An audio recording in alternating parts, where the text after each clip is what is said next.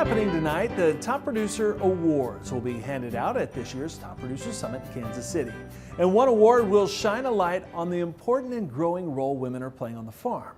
This year's Women in Ag Award winner is Pam Johnson of Iowa.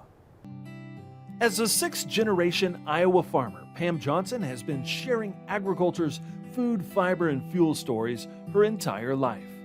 I think I'll die being an advocate for agriculture. It's just part of who I am. She grew up on the farm, then went to college to be a nurse, but came back to the operation after marriage. Maurice and I were married back in the 70s, and like a lot of people, started out really small on a rented farm, 10 sows.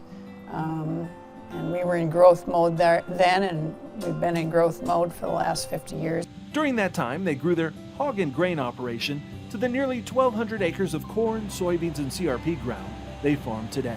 We farrowed to finish hogs for 38 years and went out the door together every day and worked in the field together too. I used to be the grain cart driver, and when we raised pigs, the partner who was out the door doing everything from farrowing to sewing up pigs, vaccinating, you name it, sorting, moving. Their growth also included adopting strip-till and no-till practices and embracing precision farming. Through the years, adapting to new technology, not just with seed genetics, but also crop management practices, and seeing ones that work better, and they certainly paid off this year. On this farm during the drought, we had the best corn yield we've ever had. No-till, strip-till, cover crops, saving every drop of water. When Johnson's sons came home to farm after college, she became an even more active advocate for agriculture, as she realized farmers would not have a future with $2 corn. Building demand is not a spectator sport. That was when she became an early innovator and a voice for the ethanol industry.